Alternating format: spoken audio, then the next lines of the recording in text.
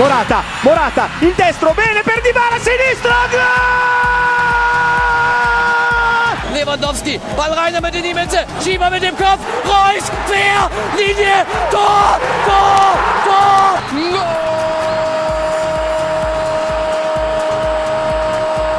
Golazo de Cristiano Ronaldo para el Real Madrid.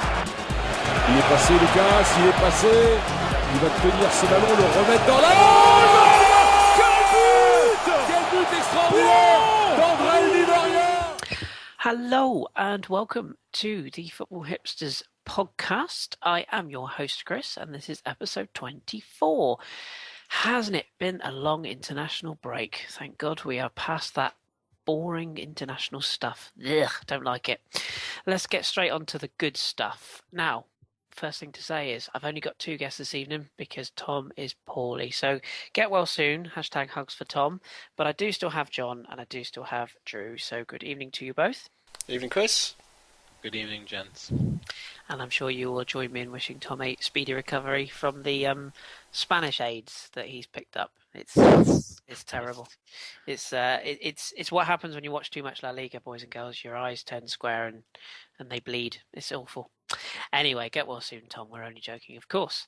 So we have lots to get through this evening, as we always do. One thing we will quickly just mention is that you might have noticed that the live pod that we talked about doing didn't materialise, unfortunately. As those of you that listened to the breakfast show last night will have been fully informed of, I've been moving house and it's the time schedules have just clashed and it's just not worked. And coupled with Tom being unwell, we didn't want to rush things and force material out. So we haven't forgotten. We will do a live pod, but it will be in the future. So stay tuned for that. Right, let's get on with tonight's show then. And we'll start where we always start, with a mighty 90. Right, now, just the two of you tonight, because one of my games, or my Lorient game, is in my roundup, and I will give a little brief summary of Tom's Salzburg before we get underway. So Tom wanted me to let you guys know that Salzburg drew away at Rapid Vienna. It was the biggest game of the season. Sod's law that he's ill, so he'd have enjoyed talking about it. But apparently they're keeping their 4-point lead at the top of the table. And I'm reliably informed Soriano didn't solve world peace. Or didn't help with world peace because Tom loves him. So I'll have to look him up actually and see if he scored or not. But while I'm doing that, I'm going to turn the clock on to you, Drew. So you know the format: 90 seconds to give us your update on what's been happening in the land of the Dutch and Feyenoord this week. So are you ready? Yeah, of course. Go on. Okay, then your mighty 90 begins now. Well, to answer your question, it's been going well. We played host to Excelsior at home last weekend, and we won 3-0, so that's now 5 on the bounce, which is fantastic. Durkout opened the scoring on 20 minutes. Elia added the second on 33, and Durkout completed his brace on 59 minutes. But, I mean, honestly, once the first goal was slammed home, that was pretty much job done. We also hit the post early in the first 5 minutes. I think Elia as well also hit the post. So it was, at the moment, it was one of those things where you would wonder if it was going to be either one of those days or if it was inevitable that we were going to get the result. So happy to know that it was the latter of the two. Also noting that Jans Toornstra, I know I've been critical of him at times this season, but he actually had a hat trick of assists. And I think that's why Giovanni Van Bronckhorst now is playing Durkout in that sort of old Mesut Ozil role where he plays sort of that reserved number 10 at the top of midfield triangle, and Toornstra now is the go-to player on the right side. So a little bit of a shift. It seems to be working now that they're a little bit used to it. Well, but apart from that, it was a very, very good performance, so I'm happy with that. So with that, we still trail PSV, who are second by 17 points. But as Alkmaar actually lost at the weekend, so now we're 5 points clear with 5 matches to go. So things looking good. And Utrecht, Heracles, and Vitesse also all drop points. So as long as there's no monumental collapse, then we'll get that guaranteed Europa League spot, and that's all you can really hope for this season. Perfect. that is, of course, your time. So thank you very much, Drew. Nicely styled out there. I was worried when you got about 60 seconds in. I thought, oh, Drew's going to pull another short one. Right, John, let's come over to you then and find out how Gladbach got on. I shall put the time on the clock, and your Mighty 90 begins now. Well, I'm always a bit worried after international breaks because you never know how the team's going to perform, and we had a really big game against Hertha. It was the sort of, not the decider as of yet, but important for the Champions League spots, and Raphael was missing for us, who's been probably our best player all season. But it didn't matter, because in the end we won 5-0, unbelievable, against one of the teams that have been so stubborn in defence all season, and we managed to pull that off. It started from first goal from Thorgan Hazard. Almost said Eden Hazard then, that would have been the wrong one. Jarnstein's in goal for Hertha made a slightly, I don't know whether it was a clearance or an attempted pass, but Dahoud leaped onto it and slid in Hazard. Dahoud was excellent in this game as well, stealing the ball in midfield so many times and setting up chances. But that was the only goal in the first half. We got all 4 in the second. And Jarnstein again, just throughout the game, it was a really bizarre performance. He made some really stupidly bad errors, but also made some fantastic saves. Andre Hahn back from injury, thankfully. He got a goal. Patrick Herman also back from injury. He also scored. Hazard got his second as well. Again, Jarnstein probably should have done better with the shot. And the 5th scored by Ibrahim Traore. Really good finish, just very calm under the keeper. Moves up to 4th in the league, so we're just 3 points behind Hertha now.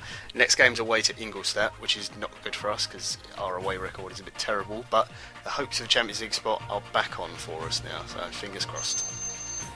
Splendid. There you go. There is your time. Okay, super. Well, in the time that you two have been reporting on your fabulous results, I have looked up the scorer of the Salzburg goal, and it wasn't Soriano, so it was a lad I'm sure Tom can tell us all about, a Croatian chap by the name of Duje Kaleta-Kar, who's 19. Never heard of him. Anyway, let's move on then. So let's get into our first segment of tonight, and it's our usual whip around the stats as we have a look at the world of football.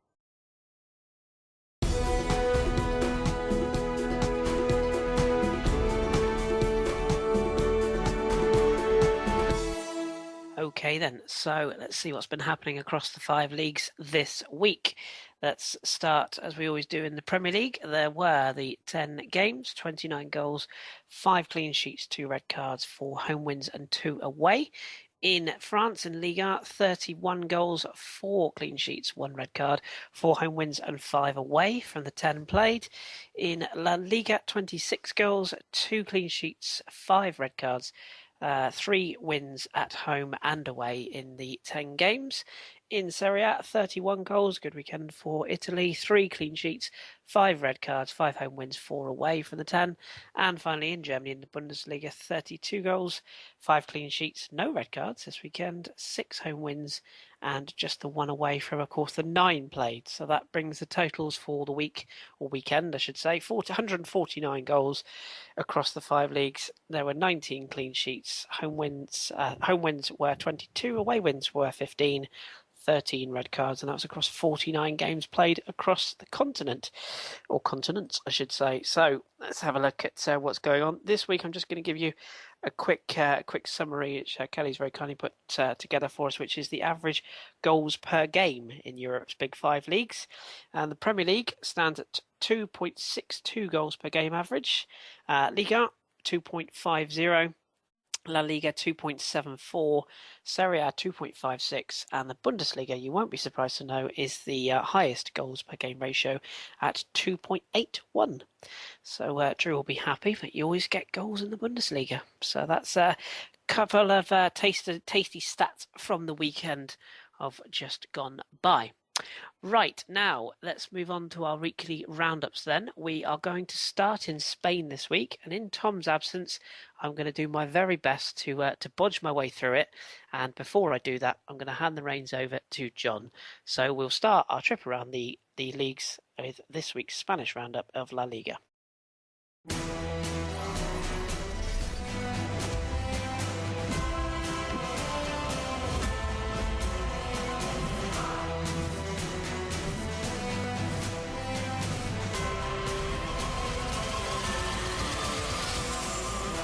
Okay, so wow, I get to host twice tonight. This is going to be scary. Apologise in advance for everything that I pronounce wrong, Tom, and anyone else who is Spanish or enjoys La Liga. Anyway, Kris, you'll probably also make the same mistake, so I won't feel as bad. More than likely. First game to talk about Atletico against Real Betis, sorry, Atletico Madrid, I should say. Atletico scored lots of goals rather than just one. What's going on? It's bizarre, isn't it? I didn't expect it. I think even if Tom was here, he would probably say the same. I don't think anyone expects them to score more than once or twice in a game. But yeah, they got 5. Fairly routine victory over a Betis side that I never quite know how to take them, because sometimes I watch them and I think they're quite impressive, and other times I watch them they're dreadful. 3 straight defeats for Betis, so they're going to be looking over their shoulders slightly. But yeah, Atletico Madrid, they were a goal up inside the first half from Torres, and Griezmann added a second just before half time. Juan Fran, the right back, popping up with the third on 65 minutes. Ruben Castro, that man who pretty much always scores for Betis when they do score, he got one back, but then late goals from Griezmann and Thomas Partey. Which is a player that I know Tom thinks a lot of, as do I, who got on the score sheet late on 90th minute. So it's a crushing victory for Atletico Madrid. I wonder if partly was it maybe laying down a bit of a marker ahead of El Clasico, which we'll touch on in a moment. But it's a good result for Atletico Madrid. They're back to winning ways. They obviously suffered that defeat, or unexpected defeat, to Gijón that Tom reported on the last show before the international break. But they're back to winning ways. 5-1 victory in it. It sets up their Champions League game with Barcelona rather nicely, I think it's fair to say. Yeah, scoring that many goals, because as good as Barcelona are, the defence isn't marvellous. Anyway, on to the next game. I suppose the real story is not really the result, but the manager situation. But Las Palmas, victory over Valencia. Yes, so just after we finished recording the last pod, Ginev was bombed out. Gary Neville was sacked from Valencia. I'm sure everyone will know that by now, but he's been replaced at Valencia by Paco Ayestaran, who previously managed Santos Laguna in Mexico, Maccabi Tel Aviv in Israel, and Estudiantes Tecos in Mexico as well. So he's quite a well-travelled manager as far as sort of different leagues go. But he's come in, and the 53-year-old oversaw a defeat in his first game. And it sort of almost lingers of the Gary Neville era was lingering in this game. They were goal up inside 3 minutes. Actually, Rodrigo put them in front. But Las Palmas, who I think is probably fair to say, I think even Tom would agree that they've been a bit of a surprise package this season. They might only be sitting in 12th, but for a size, the club that they are, with the budget they've got, to be beating a side like Valencia is a real feather in the cap for them. And they managed to turn it round. Jonathan Vieira with a penalty on 50, and Mustafi putting through his own net on 63. And that was the points to the minnows, if you will. And Valencia are still deep in trouble. Just looking at the sort of task that they've got ahead. They're currently, Valencia, this is sitting 14th in La Liga. It's 4 straight defeats. They got 34 points. And if you look at Gijón, who are in the last relegation place, they've got 28 points. And it might seem like a big gap, but 6 points, it's not unthinkable to think that Valencia could potentially still have a relegation fight on their hands. And what the worry would be is, obviously they've got rid of Gary Neville now with the run-in. If they don't get the new manager bounce, which I know Newcastle fans are sort of feeling that they're not getting that either, you do have to worry. And just to touch on the next couple of fixtures, home to Sevilla, away to Barcelona, and then Eibar, Getafe and Villarreal. So there's at least 3 fixtures in there that I don't expect them to get any points from. Oh dear. Well, yes.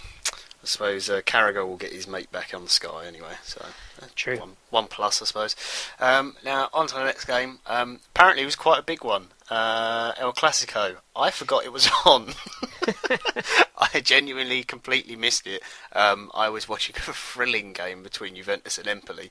It was not thrilling at all. And then saw in our little WhatsApp group lots of shouts of, oh wow, diving and cheating but goals and all sorts of excitement, and then went, oh crap, I've missed the game. Yeah. So yes. What happened in El Clasico? Well, I much like you, I knew it was on, but having again sort of the whole house move and stuff, I've still got lots of boxes all over the place, so I was kind of busy doing unpacking, but I saw it was on, so I was kind of flicking between that and a few other games at the time. But It's probably fair to say it wasn't this El Clasico didn't really have the feel of a bigger Clasico as previously. It's obviously broadcast in hundreds of countries all around the world. It's known as the biggest game in club football, etc., etc. And it had the big build up as far as that was concerned, but it didn't really have the feel of a pivotal game for either side. And as probably you would almost expect, Barcelona were not at the races, and they did end up losing to Madrid, which obviously will not be good for them. Sergio Ramos also got sent off, which won't be a surprise to anyone. The man is just a head case. He really is at times.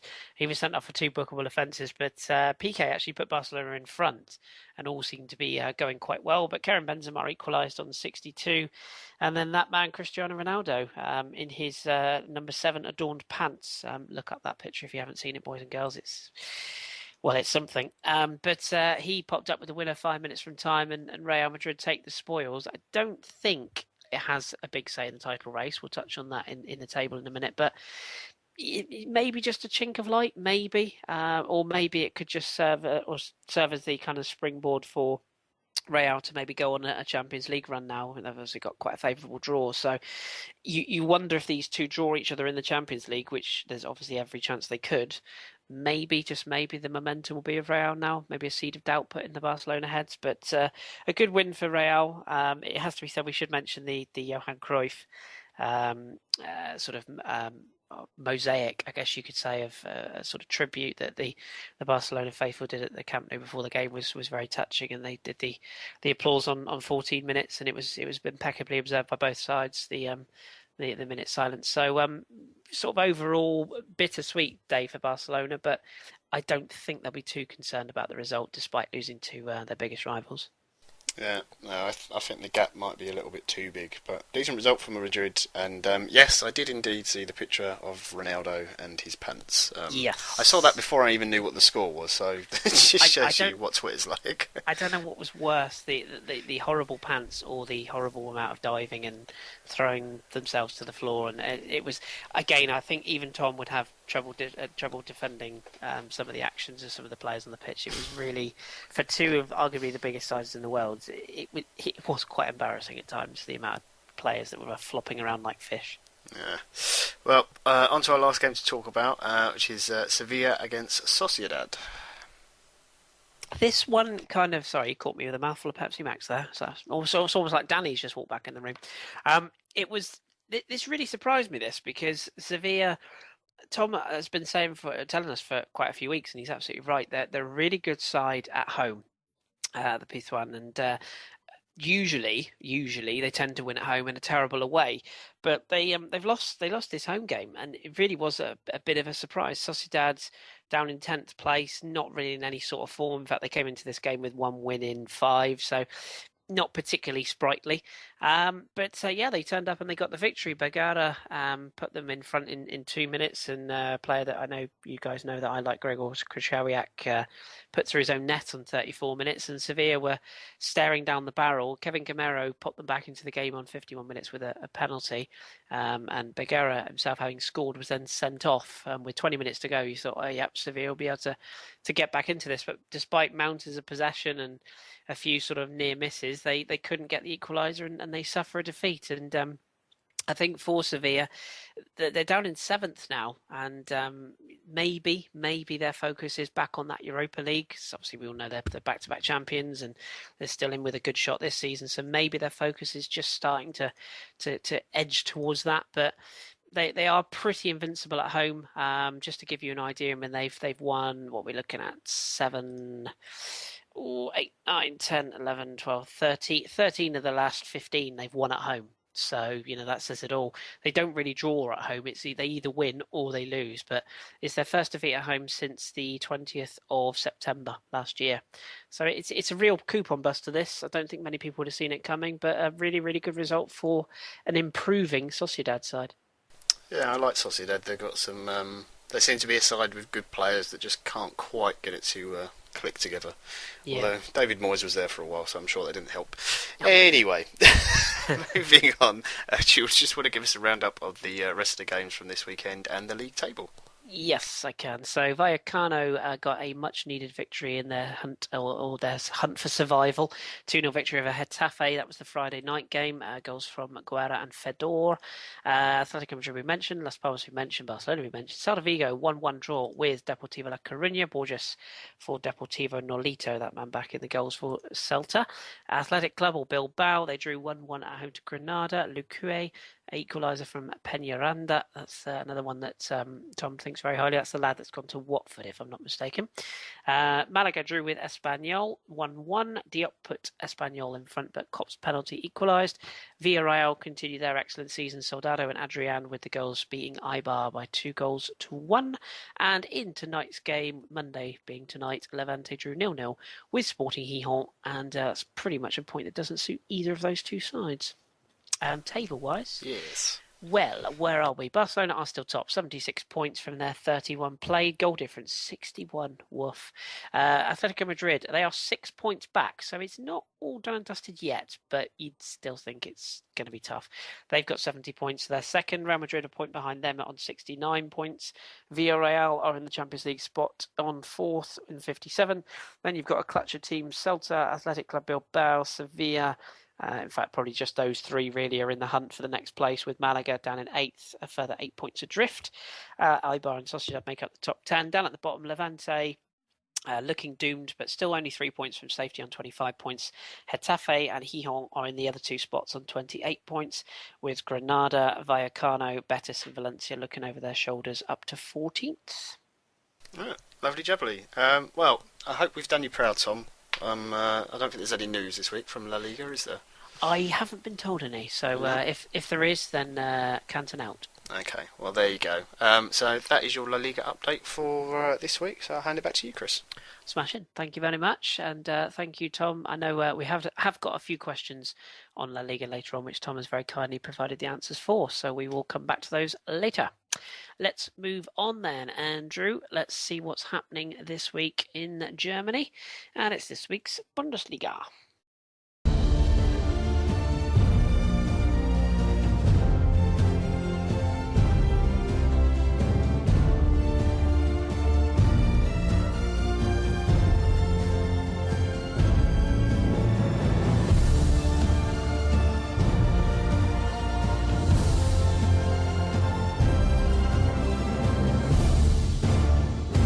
Right then, Drew. So let's see what has been going on in your neck of the woods this weekend. Plenty of goals, that's for sure. We're going to start with Leverkusen, who are bipolar, I'm going to use the word, but they have improved of late, and they came into this game on the back of 2 wins, and they've now made it 3 straight wins with a comfortable 3-0 victory over an equally bipolar Wolfsburg. So how did this one end up going down? I mean, perfectly. I don't know the right words to say, but I wouldn't even really call it a test of bipolar sides. Just, as you said, Leverkusen has been much improved lately. They've won 3 in a row now. Results in their last 4. They also haven't allowed a goal in their last 3. But on the other side of the coin, Wolfsburg, and this is the bigger of the 2 factors, they are absolutely woeful away from the Volkswagen Arena. They've only won, I think, 2 matches all season away. Only scoring 11 goals as well in 14 matches. And personally, I think this is the main reason why they struggle so much this year. I know I've talked a lot about the absence of Kevin De Bruyne, and now, of course, Bas Dost is out basically for the rest of the season, if I'm not mistaken. So those 2 factors at current are what's plaguing them so much. But not taking anything from Leverkusen, they were brilliant, and like the previous weeks that I mentioned, the right players are stepping up at the right times.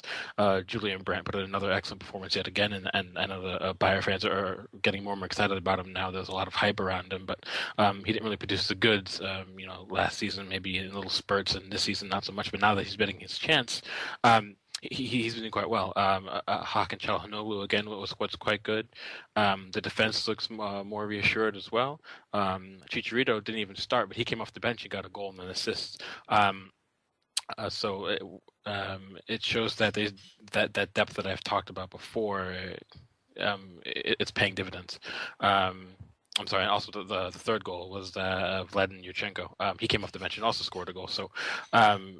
And in regards to Wolfsburg, I just feel like as I just mentioned before, they created plenty of chances against Leverkusen, but again, when you don't have someone like Bastos finishing them off, he's so good in the box, and that's what Wolfsburg excel at in the final third. They create chances in and around the box, and without someone like him to either create space for Jaxo to make a run in, or to finish off a cross, Villareña does so good getting down the right hand side, providing service into the box, and no offense to Max Kuza, but Bastos is much better at that. And I know John can probably attest to that too, because he's seen enough above those to Yes. confirm that. Yeah, he's so good in the air, and when their main attacking threat isn't there anymore, I think they're going to keep struggling. And honestly, I would be shocked if they even got to Europe next season, and that's a shame for a club of their size and their ability for sure.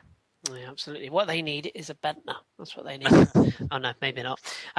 Just quickly before we move on, we've been sent an absolute avalanche of questions from our good friend Gunnar Outpost.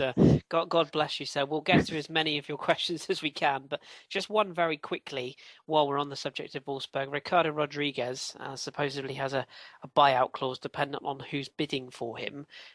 Could you see him possibly being part of the Pep project? I could. I know, depending on who you ask, depends on the opinion you get of Alexander Kolarov. Sometimes he's excellent. Sometimes he's absolute trash, depending on the word you want to use for that. But I do see Kolarov's pushing 30 almost, if I'm not mistaken. And Ricardo Rodriguez is still 22, 23, not even pushing his prime. But he's on par just about with David Alaba.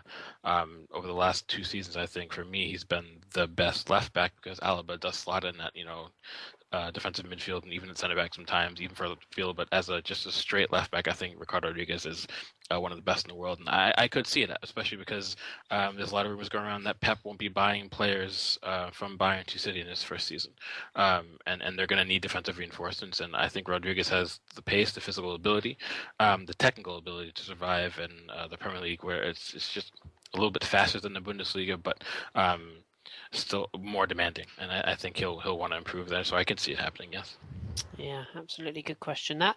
Let's move on to another game then. Hanover, who are more on them, I think. In fact, you can incorporate it into this roundup if you like. But their manager has parted ways after another defeat, and of all teams, Hamburg went there and put 3 past them, and it is the end. So what's happened at Hanover? Who's gone? Thomas Schaff is now gone, and it's I wouldn't call it disheartening, but it's a little bit shocking for a manager who has his pedigree, his record both domestically and in European competitions with the clubs he's managed in the past. Even someone of his stature couldn't get the best out of almost anybody at Hanover. So, and they made a lot of additions between the first and second half of the season in the winter window, but it's one of those scenarios where you almost think back to the likes of, take Newcastle, for example, where they almost had to go down to maybe clear house and then redo it from the ground up to get back into the Bundesliga. I think that's where Hanover are at this point. They did bring in some decent players in the winter window, but sometimes you have to wonder that if it more wasn't just panic buying, just to bring in anybody to shake things up and hope to God something works, and nothing has worked. He's tried to switch tactics a few times. On the weekend he did a 4-3-1-2, didn't really work. He's gone with 3-5-2 before. He's gone 4-3-3. It's just sometimes players just won't gel, no matter of who is shouting from the touchline. And I think Hanover just need that sort of relegation reset. And unfortunately, because they do have quite a bit of history for a club, so hopefully they'll come back up. But in regards to Hamburg's performance, they've also been, as we like to see, they've been very Jekyll and Hyde all season. Sometimes they've been excellent, sometimes they've been absolutely horrible. But it was a very good performance. Bruno Labbadia actually went with Sven Schiplock, the former Hoffenheim striker, instead of Pierre Soga, and he actually provided 2 assists. Nikolai Müller continues to produce on the right, and he's been one of the more quieter, unsung stories this season. He's been absolutely excellent for them, one of their only stand-up players. Ivo Ilisevic did quite well. Aaron Hunt also the same thing. So. And we'll talk about it later, but Rene Adler had a fantastic performance. So if Hamburg can get maybe a few of these type of performances in the last 6 matches, I don't think they'll have what it takes to really climb up to the 5th and 6th spots for Europa League. But I would say that anything less than the 9th place finish would be kind of an understated, disappointing season. So, but they have what it takes to maybe leapfrog Ingolstadt and maybe even Wolfsburg to get at least the top 8 or top 9 and build on that for next season. After last season, I think anything from 12th upwards is a bit of a bonus for Hamburg. But nevertheless, they are certainly one of the underachievers. Speaking of achievers, though, these are very much an overachieving side, and that is Mainz, who entertain Augsburg. And Mainz, they're very real possibilities for one of at least the European spots, maybe even a Champions League spot. Another win, this time at home. Yeah, no, they've been great. And I know we have a question about Mainz and their managerial prowess. I can go into it a little bit after if you want, but more of the point, I think this is more of a disappointment from Augsburg. They had a slow start again. Marcus Reinzel seemed to get them on track maybe midway through the season, and going into the first half of the Rückrunde, but they slowed down a lot. In the last 6 matches, they only have 3 draws, 3 losses, and actually they've allowed they shipped in 16 of their 47 goals in the last 6 matches. And they're scoring at an inconsistent clip, and for me that's another worry. Last season they were the Mainz of this season. They finished up in 5th, got to Europa League, and no one saw it coming. And now all of a sudden, they kind of hit a brick wall. And after impressing in the Europa League and giving Liverpool a real go in a knockout stage, it's kind of unfortunate to see a manager of his ability. Or I guess maybe tactical prowess, if you will, to be down in this position. But again, it's they don't have a lot of money. They're scraping at the barrel in the summer to make some chances. They even had to rely on bring in Peter Trzaskowski. I know you two remember who Peter Trzaskowski was. And, he played at Sevilla. He's been all over the place. He played at Hamburg as well early in his career. But when you go to that for a free transfer to try to build upon a 5th place finish, that's kind of not what you want to see. But they don't exactly have large purse strings. But back to Mainz, they're excellent again. Paulo de Blasis, who's been iffy on the left for them, he had an excellent performance. He scored 2 goals, got the man of the match. Christian Clemens had the other brace. He also had 2 goals. But all throughout the side, they're very, very good once again. And Martin Schmidt continues the tradition, that started with Jurgen Klopp and then Thomas Tuchel, where he's gone back to that sort of high tempo, high press. That's gotten him very credible results this season. This is yet another one. Good result. And as you say, very much an understated team. We'll see where they end up. We will touch on that other question later on in the questions period. Final game then. Let's sort of transition into a team in Ingolstadt who I wasn't really sure what to make of them. Obviously, as a Paderborn fan, less about them the better. I thought that would be how Ingolstadt would be. A good start to the season, then they would drift away.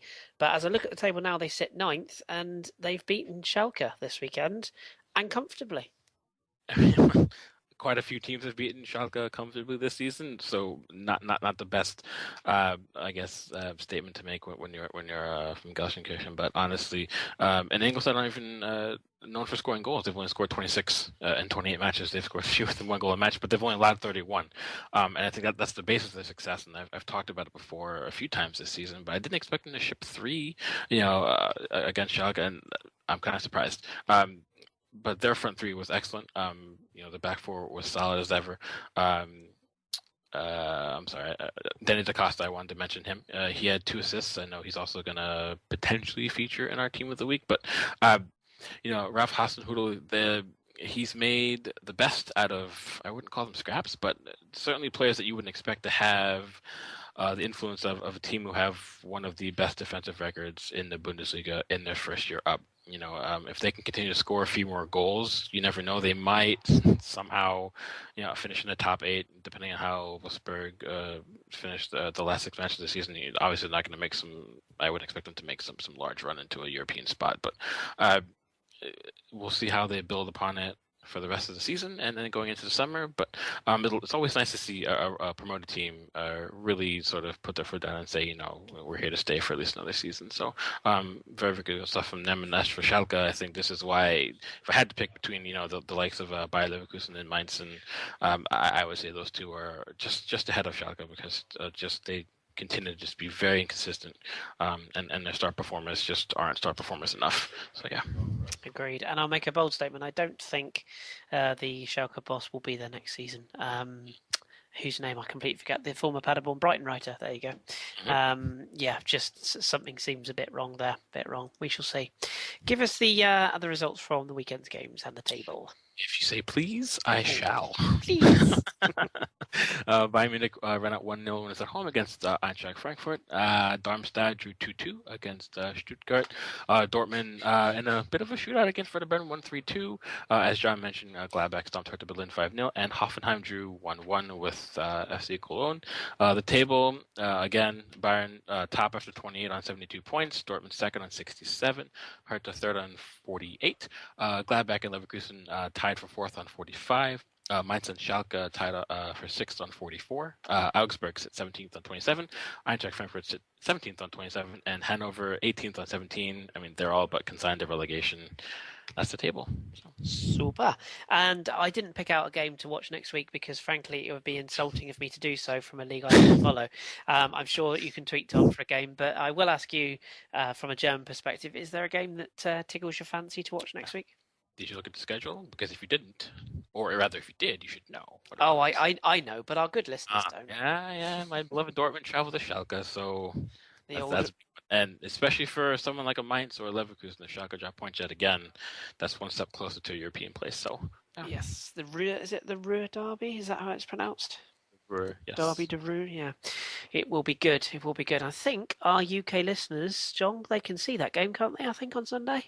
Yeah, I think that is on. Is that BT BT? Sports? Yeah, I think it is. Yeah, 2:30 on Sunday. I believe it's on BT Sports. So if you've got a subscription, watch it. If you haven't, steal one.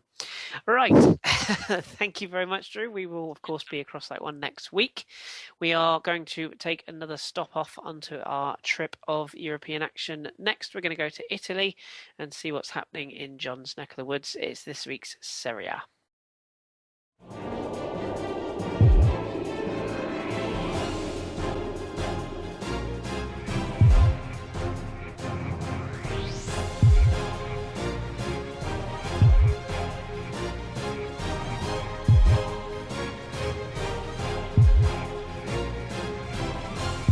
Right then, John, let's see what's been going on this weekend. Wow, we'll start in Udinese, where Udinese faced a fairly in-form Napoli, who've racked up 3 successive wins. I don't think anyone would have foreseen what happened here, would they? No, this could be the weekend Juventus have potentially won the title. Udinese won 3-1 against Napoli. Yeah, I have no idea either. Pepe Reina wasn't in goal, and it really showed because the Napoli defence was all over the place in this game. Gabriel came in goal for him. Koulibaly, who last season was dreadful, but this year has been probably one of the best defenders in Serie A, had just one of those terrible Bambi on ice games yet again. Gave away a penalty early, which Bruno Fernandes scored. Even though, to be perfectly honest, Gabriel should have made the save. It wasn't a very good penalty. Higuain did equalise. Brilliant goal. Nice volley from the edge of the box. That's his 30th of the season. Funnily enough, the number of goals that Udinese scored once this game had finished is equal to the number of goals that Gonzalo Higuain has scored all season. Yeah, that's the entire Udinese team have scored as many goals as one player at Napoli. Shows you, yeah. So, but yeah, to the game itself, second penalty was given, tripped by Faisal Ghulam. This time was saved. Was a bit of a strange decision, that one. Sarri was sent to the stands by the officials for complaining about the officiating in the game. Gabriel again got himself in trouble, the goalkeeper, chasing Duvan Zapata, chasing him down and outside of the area. So the goalkeeper is then stranded outside the box. Zapata then crosses it in for Bruno Fernandes to run on and do a wonderful bicycle kick to score. Past 3 Napoli defenders and Gabriel just watching from the edge of the 18-yard box, his empty goal, and it was Farouk who scored the third from Wim Cross. The big thing other than the result from the game is the fact that Gonzalo Higuain got sent off for a second yellow card for a slightly innocuous challenge, but it's one of those that could go either way on the day. But then the big worry is that he made physical contact with the referee, which was in the referee's report, and the talk today is that he's likely to get a 4-game ban. We won't find out until tomorrow, which is Tuesday, if you listen to the podcast, as to how long the ban will be. But yeah, lots of complaining from Napoli, lots of complaining from Sarri, saying that Leonardo Bonucci did basically the same thing in a game for Juventus against Torino in the derby, and nothing happened to him. He didn't even get sent off, no retrospective action. So lots of claims of Napoli being mistreated by Serie A, and that the Italian FA and the officials, and that Juventus get all the preferential treatment. So not a good day for Napoli. Yeah, very, very bad news. Scandal in Italy. Who'd have thought it? Who'd have thought it? And I have to say, yeah, Gabriel, a day to forget for him in goal. Yeah. Not good. It's fair to say that despite Higuain's very slight touch on the referee, which I know is against the rules, but there's sometimes I think there's a degree of common sense, he did go completely mental and did have to be restrained by his own players, then his staff, and I think he nearly punched one of his own staff, members of staff. Did, yeah. As he was being ushered down the tunnel. He wasn't a happy man. No, he really wasn't. And he doesn't strike me as the sort of guy you'd want to mess with when he's their age, so quite a unit. Speaking of units, that brings us on to Atalanta, and more specifically, the unit I'm speaking of is Pania, who did what he does best yet again as they beat Milan. Surprising result. Milan up and down season continues. They took the lead in this game. Stendhal gave away a penalty, really stupid handball in the box. It was a penalty. Scored by Luis Adriano. Does everyone remember him? The guy who was going to China? Yeah, he's still there. He's also now shaved his head, so he looks completely different. I didn't recognise him, to be perfectly honest, 'cause all his big afro has disappeared. But Atalanta forced their way back in the game. Gomez was in particular good form for them, forcing some really good blocks from Abate and Luca Antonelli. But as you say, Pania was the one who opened the scoring for Atalanta, and if I've ever talked about him before, he can only score one type of goal, and that is a bicycle kick. It's the only way he knows how to score. I don't know why. Just all he ever does. It's a really good goal. There was actually lots of very good bicycle kicks this weekend all across Europe, funnily enough. They're worth checking out. Milan tried to come back into it. Balotelli, also remember him? He actually played well. I know, bizarre. Forcing a really good save from a free kick, and Menez had an effort cleared off the line. But it was Gomez, the man who was really performing for Atalanta all day, who got the second goal and got them the win. So really important win for Atalanta, 2-1. Milan, again, just struggles for them. Are they going to get Europe again? Are they going to have 2 years out of Europe completely? Atalanta keeping themselves away from relegation, though. It's a very, very good result there for Atalanta, and as you say, Pania, that is the only goal he scores. It's either that or a diving header. That's the only type of goals he scores, but not bad if you can get it. Let's move on to probably the big game of the weekend, really, the Rome derby. Lazio and Roma, and much like Hanover and Drew's Thomas Schaff news, there was another sacking in Italy as a result of this victory for Roma in the capital. Yes, quite a crushing 4-1 victory for Roma. What happened at the end of this game? A sacking that doesn't involve Palermo. I know it's a shocker. Roma absolutely dominated this Derby della Capitale. Lazio had a basically completely new defence put out because they had so many injuries and suspensions to players. And let's be perfectly honest, Lazio's defence, even when fully fit, hasn't been great at all this season. The first goal came from a Stefan El Shawari header, which just shows you the sort of mess that their defence was in. It was a nice ball in by Lucas Digne, but El Shawari just waltzed in completely unmarked. And the post came to Lazio's rescue at least 3 times in the game before Roma got their second. Pjanic, Digne and Salah all having efforts hit the post, and then Perotti also hit the post, but Dzeko was there to tap in the second. Lazio did get a goal back as Szczesny made a complete meal of a Miroslav Klose header, and Parolo got the tap in. But that was all Lazio could muster. Florenzi, one of my favourites, scored his first ever goal in the derby. He was the only Roman on the pitch for the day, and he was also captain, so he went absolutely nuts when he scored. It was really good. It was the only time you actually got a sense of some real volume in the stadium, because the ultras were not there for either side. More on that later. Lazio tried to come back into the game, but then just got caught out on the counter, and Perotti got the fourth goal. Really good finish. But that is the end of Stefano Pioli at Lazio. Simone Inzaghi is in charge now for the rest of the season. He was head of the youth team, and yes, that is Inzaghi's brother, the Inzaghi. It's kind of good to see him though, isn't it? In a weird way, it's kind of like I don't know. There's just something about seeing ex-players come in as managers. I don't know what it is. I just like it. I'm a bit soft like that. But yes, so Pioli gone, and that celebration, by the way, if you haven't seen that, do look it up. It was pure passion. It reminded me of it. Reminded me of Toto Scalacci. The way he sort of wheels away, just goes absolutely crackers. There was Totti was very sad as he didn't get on the pitch and didn't look very particularly happy on the bench, but the only time he did, I mean, he smiled every time Roma scored, but he really did have a big grin on his face when Florenzi scored the goal. It was him and De Rossi and Florenzi are the three Romans in the team, so it really does mean something to them. Times are changing at Roma. It could be some long-term or legends being ushered out in the summer. Shame.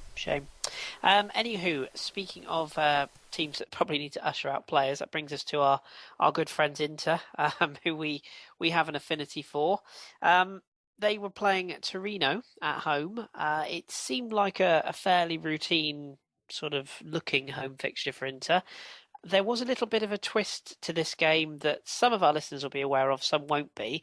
So what happened, and what happened during the handshakes?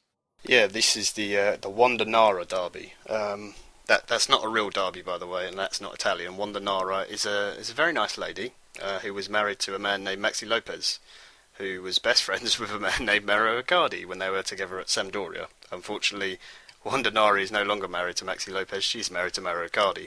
Yeah, that's why there was no handshake. Icardi was not very happy about it and said that, I think, was it arrogant or ignorant? It was one or the other, but he wasn't very nice about Maxi Lopez. But in the end, it was Maxi Lopez who had the last laugh because Torino won 2-1. Inter, I really do hate watching you at times.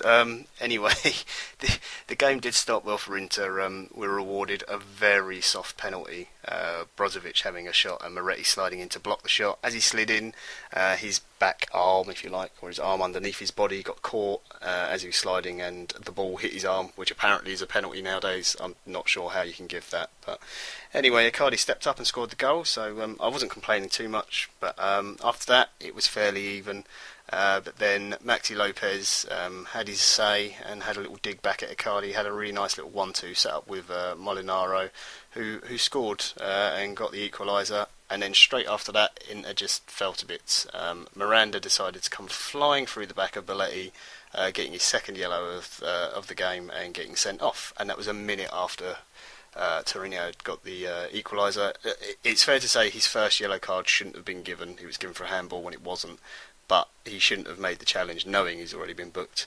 Not long after that, then Nagatomo appeared to clip Belletti in the box, although, to be perfectly honest, it looked more like Belletti had left his leg out, and the ref gave a straight red card. So Inter were down to 9 men, and Torino had a penalty. Belletti stepped up, scored the goal, and Torino walked away 2-1 winners. It also should be noted that Lopez was also involved in the build-up for that, which he tried to point out, but it stops Inter's chance, any chance they had left of getting a Champions League spot now is pretty much gone.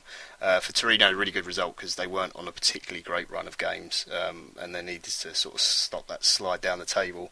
But more bad blood between Lopez and Icardi, and I wonder what Wanda Nara must think in the stands there with, I think she's got 4 children, and I think 3 are by Maxi Lopez and 1's by Icardi. It might be 2 and 1, I'm not sure, it's something like that. That must be a really awkward relationship.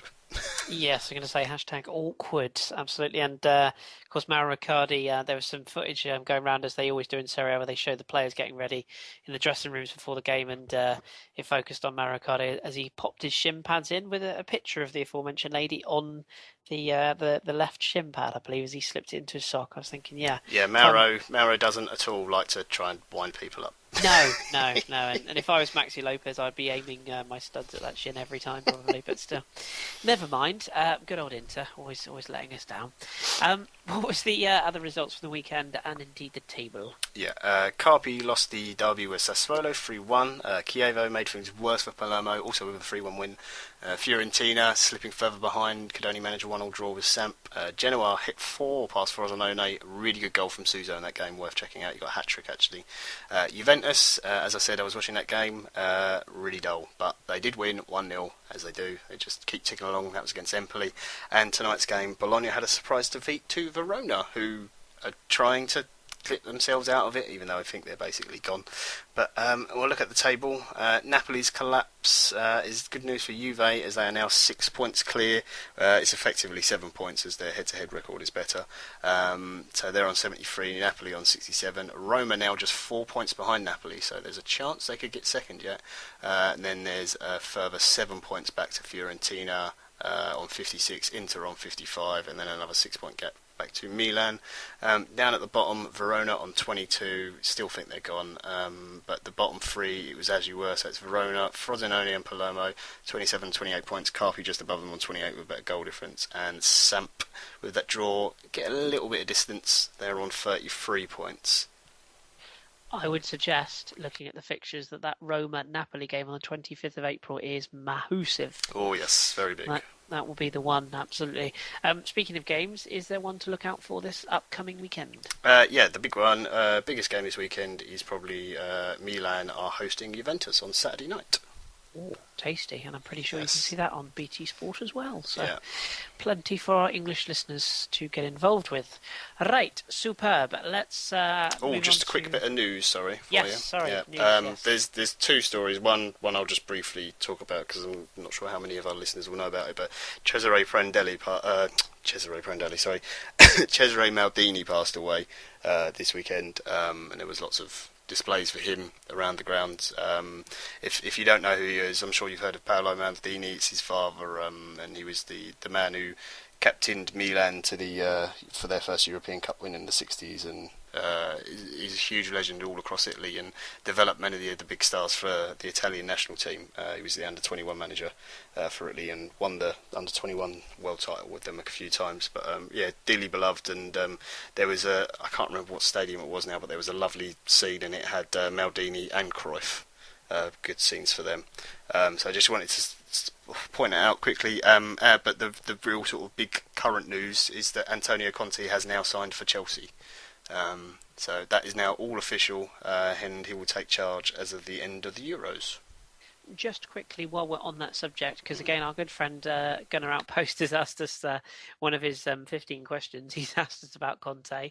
He said, confirmed this morning 5 predicted ins and outs.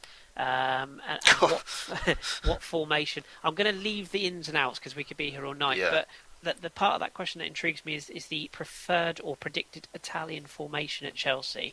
Do you think he will put a very Italian stamp on Chelsea? Because that's famously not what Roman Abramovich has always wanted. He wants his sides to be entertaining. So how's that going to work? Conte is a complete and utter pragmatist, so he will, depending on what players he has and what ones he wants to keep and who he brings in, he will play the formation that is best for that team.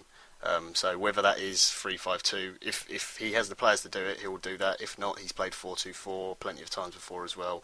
The one thing is that lots of people have compared him to Mourinho, and I don't think he is. The closest comparisons, sort of English managers, I think Tevez spoke about it and said he's Sir Alex Ferguson, but with the tactical nous as well. Not that Ferguson didn't have tactical nous, he clearly did, but he brought in his own coaches and stuff. Conte does all that himself. He's completely psychotic to a certain degree about winning. Famously, Juventus were from the third year before he left, they had won the title, had it all wrapped up, but they were on to get over 100 points, which no one had done. They were on 99, they had one game to go. And Buffon came down with Beppe Marotta, the owner, the chairman of Juventus, to talk about bonuses and how much the players would be getting, whilst Conte was about to do a tactical discussion against Cagliari, who, are not a big team and Juventus are expected to win. Because Buffon interrupted and it was nothing to do with football, he absolutely tore him to shreds. This is Gigi Buffon, one of the most beloved players in Italy. He ripped him to pieces in front of the entire squad and said, "This is disgraceful. What sort of attitude is this to have from you? I expect it from these other half-wits," and just ripped him to pieces. None of the players complained. They understood exactly what he meant by it, and they went out and won the game 3-0 and broke the 100-point barrier. That's the sort of level of obsession of winning, and the degree he'll go into tactics on things. So he will do whatever is necessary to get a win. So I wouldn't bank on anything formation-wise. He will do whatever's best for the personnel he has. Expect players like Willian, though, to be big in his team, because anyone who can run all day and do everything for him, that's what he wants. He's a real idol of Sarchi, who was the guy who basically made Milan the exciting team that everyone remembers. That will probably be the end of the likes of Pato and Falcao. I can't see that fitting. Yeah, lots of people have asked about John Terry. If he will keep John Terry if there is a position for him, if he finds a formation that works, no doubt about it, he will have John Terry in the team, because he always his defenders. He doesn't have three defenders that are the same. He'll have three defenders if he plays a back three that are all very different and do different things. But he demands absolute, like, you will do exactly what he says. He will take no nonsense from anyone. He'll love Kurt Zuma side. So it's going to be one to watch indeed. Okay, what have I not asked you? I've asked you for a game to watch, have I? No, I haven't. What game yes, you did. Yeah, yes, I did. Sorry, Milan Juventus. My apologies. Sorry, right. I went on too long. I got all excited because I'm excited about seeing Conte in the Premier League and how he does. No, it's all good. And what I was going to say is you're absolutely right. The touching tributes to Cesare Maldini, who's another great of the game that we sadly lost this week. So, well said. Right, okay, we will leave Italy behind on that note and we'll go to all things French. And I'll hand back over to you as we touch on this week's Ligue 1.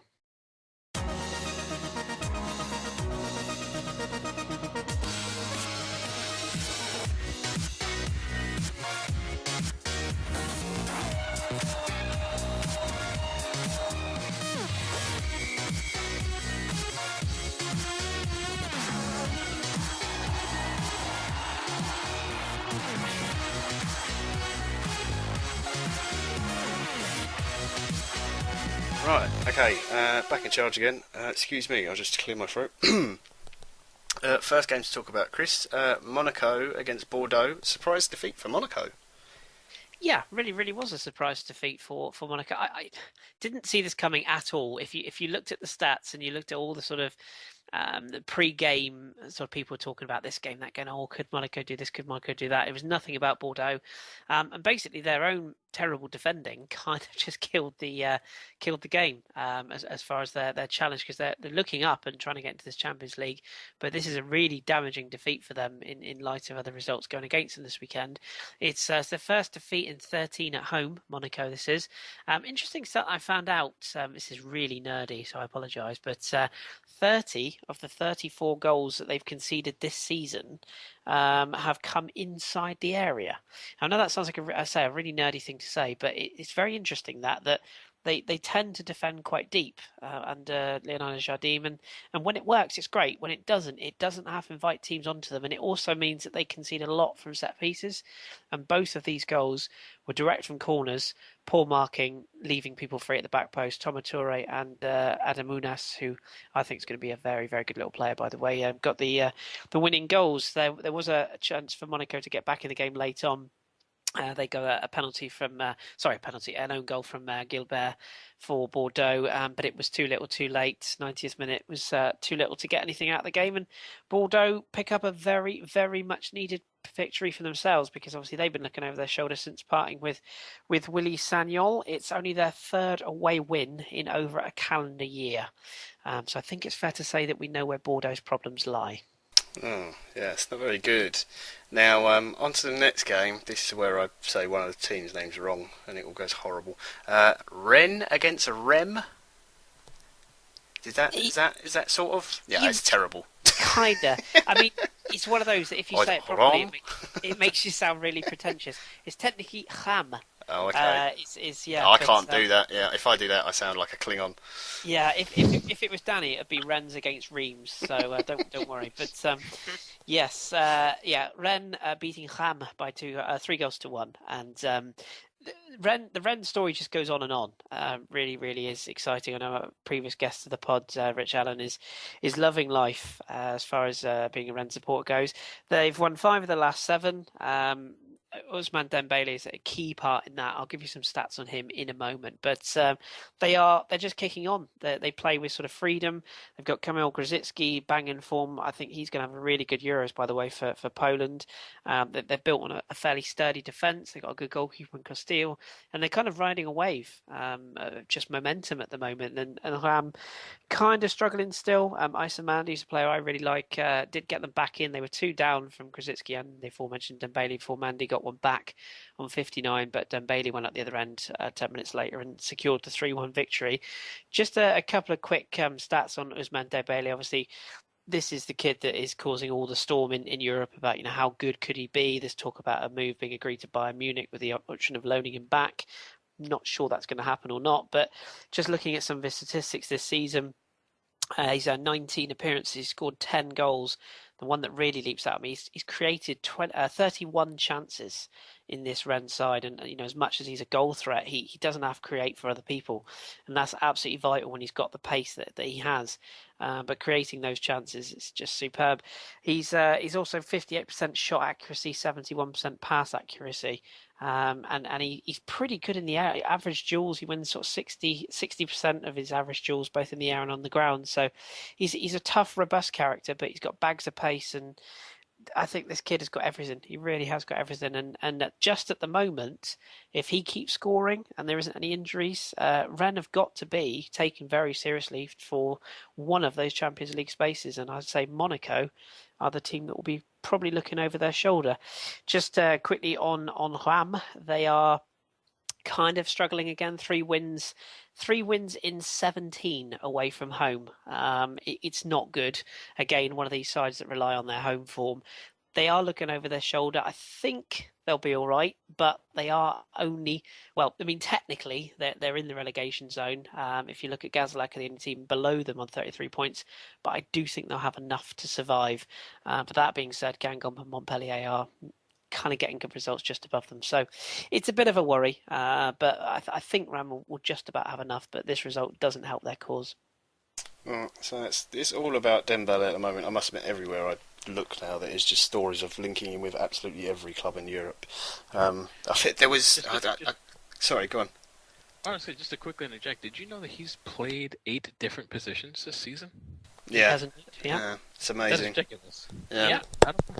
He's super talented and 2-footed, scores goals with both feet, quick, direct, skillful, just got everything, really has. Very, very Kingsley Coman-esque. There was a great picture, and I genuinely don't know whether it was a mock-up or not, but it was from one of the Rennes games, and it was, they keep saying that there's every club in Europe is scouting him, and there was just a section of the ground, and it was just all men with notepads and iPads and pens and paper. No, it's true. And it was, and someone's obviously superimposed like, "We're here for Ousmane." Yeah, it's so true.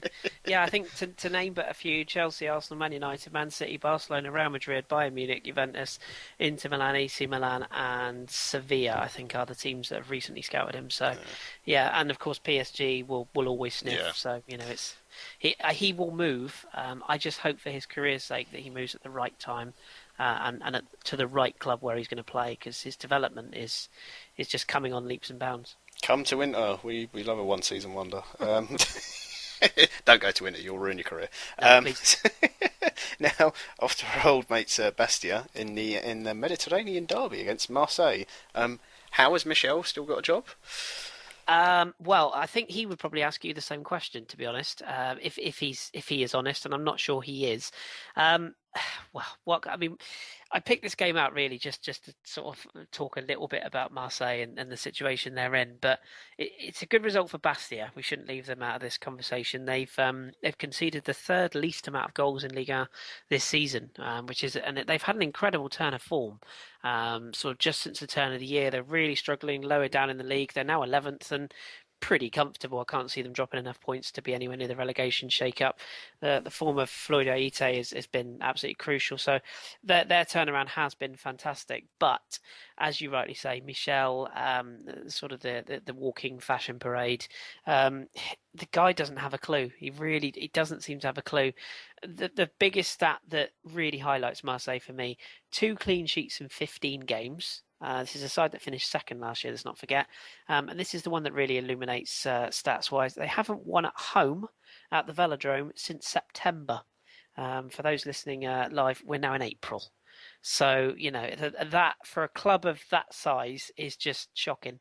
They can't use the excuse of the home fans. The atmosphere has been toxic for a while, but that the manager just doesn't seem to be able to get a tune out of the players. Without Michy Batshuayi, I don't know where they'd be. He got their goal in the 2-1 defeat, I should say, but he scored 14 goals for them this season. Of the 43 they've scored, if they didn't have him, and they probably won't have him next season, I mean, there's just so much wrong with that side. They do have talented players, but they're going to lose a couple on a free in the summer. Most notably, the goalkeeper Mandanda and the centre back Nkulu. And Batshuayi will probably move on as well, particularly if he has a good Euros. So they're just a mess. There was a sort of press release. The Marseille president, Vincent Lebrun, asked the owner, Margarita Louis-Dreyfus, to fire Michel with immediate effect before the international break.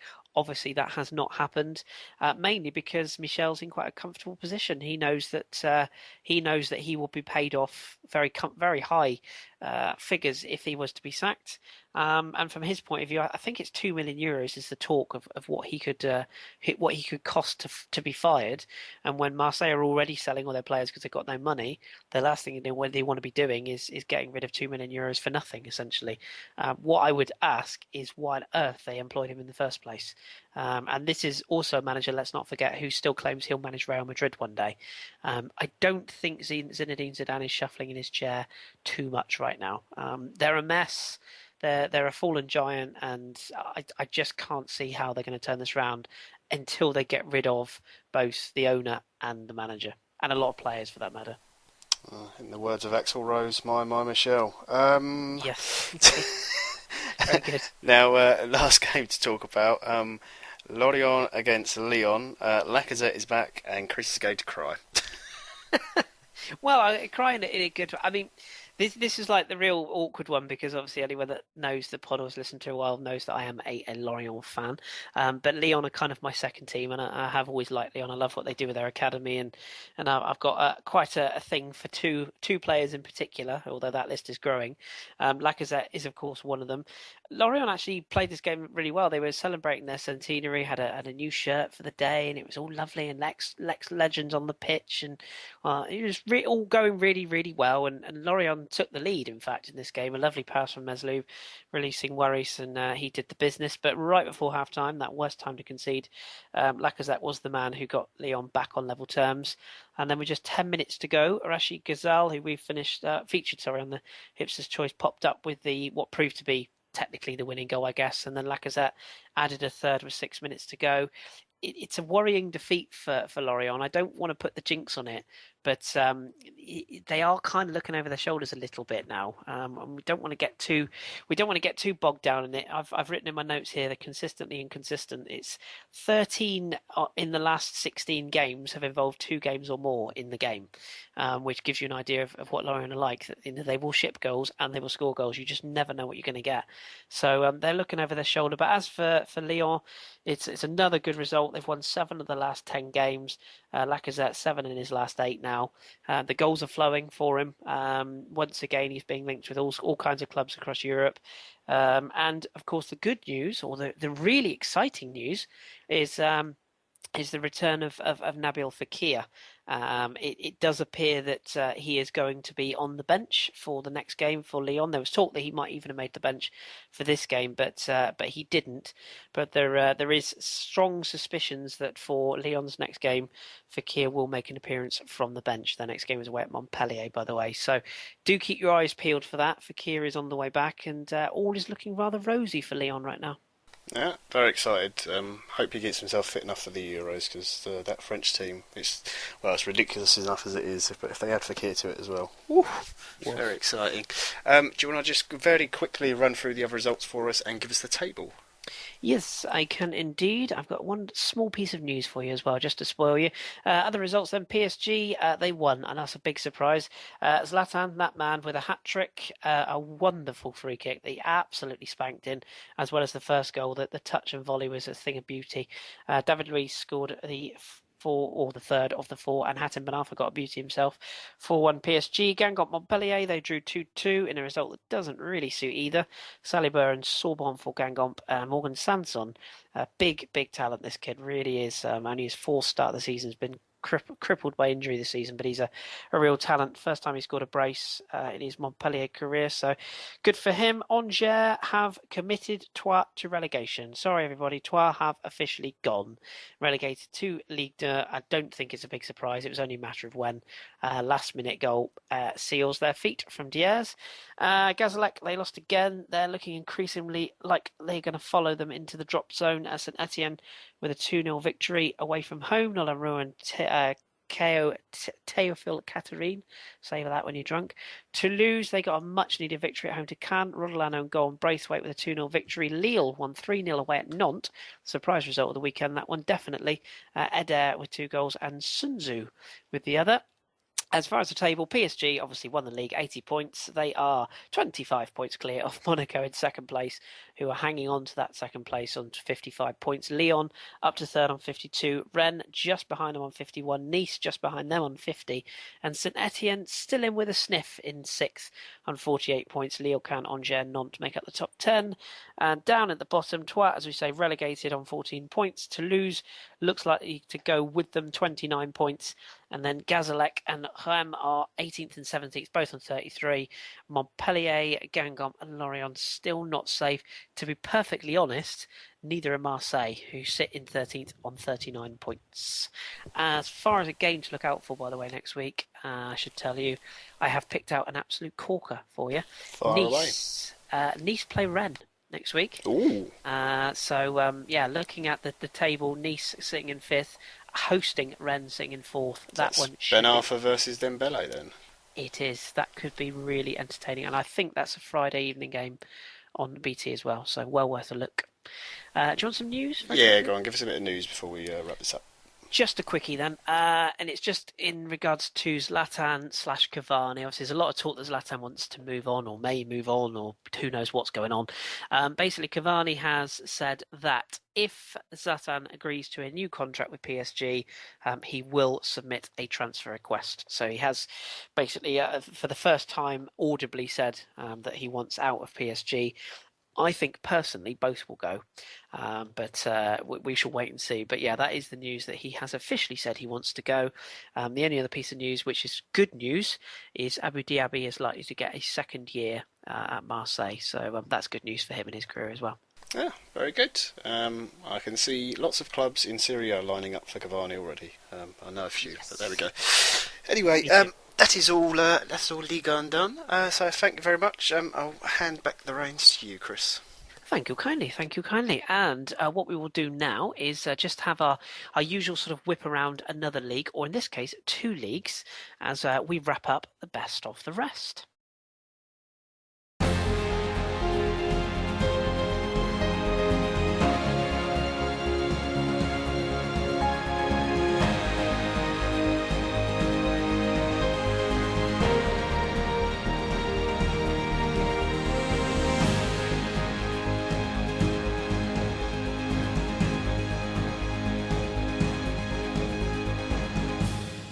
Right, this week I have decided to take a trip way overseas, and I'm going to bring you some updates from Chile and the US of A in the MLS. So we'll start in Chile then.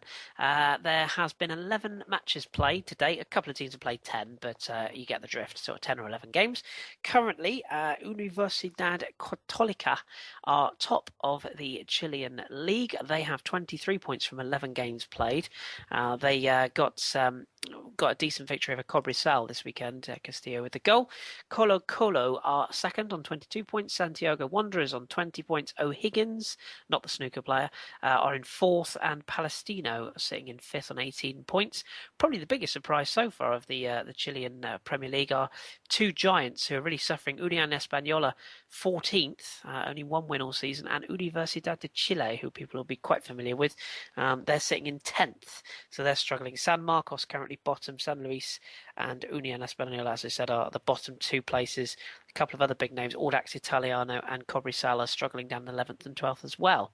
So that's where we are as far as Chile goes. In America, in the MLS, or just MLS, shouldn't call it the MLS because we'll get people sending us some hate mail. But in MLS, we have now completed the first round of 4. Some have played 5 games. In the Eastern Conference, you've got Orlando City currently are top. They got a crushing 4-1 victory over Danny's Portland Timbers at the weekend. A goal for a certain Mr. Kaká in that game. Also one for Stoke legend Breck Shea. Maybe not legend, but Stoke player, Breck Shea. So Orlando sit top. New England Revolution sit second, having played a game more on 6 points. Philadelphia Union Montreal Impact also on 6 points, with Chicago Fire, way go Fire, are 5th. New York City also 5th. And then down at the bottom, look at this. New York Red Bulls 8th, DC United 9th, Columbus Crew 10th. Toronto in 7th. And the Western Conference, you've got Dallas, who obviously did very, very well last season. They're starting well. They're top on 10 points. Sporting KC are 9 points on the second. Real Salt Lake are third, and you've got LA Galaxy, Colorado Rapids, and the Vancouver Whitecaps in 4th, 5th, and 6th. And then down at the bottom, San Jose Earthquakes and Houston Dynamo 7th and 8th, respectively. Portland Timbers, the current MLS champions, down second bottom in 9th, and the Seattle Sounders, who also had a good run last season with Clint Dempsey and all, they sit bottom of that table on 3 points, which I know will make Drew chuckle because he doesn't like Clint Dempsey. So that's where we are MLS wise. We'll probably just touch in and out of MLS throughout the season just to let you know how things are going, because obviously there's lots of time to go in those leagues. Right then, shall we move on, gentlemen? Let's go on to another next segment, and it's this week's Hipsters Choice.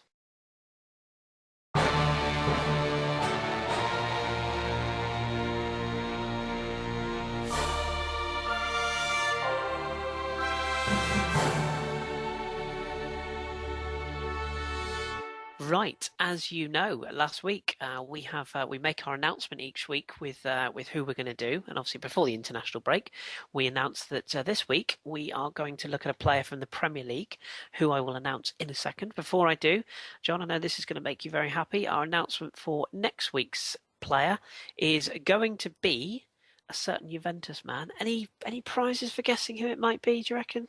It's got to be Bonucci because he's stunning. No. Buffon? No. Lichtsteiner? No. It's a guy. He's not really done a lot, but Paulo Dybala. I thought you were going to say Zatza. Sorry. No, I might do that just to troll you, but no, Paulo Dybala.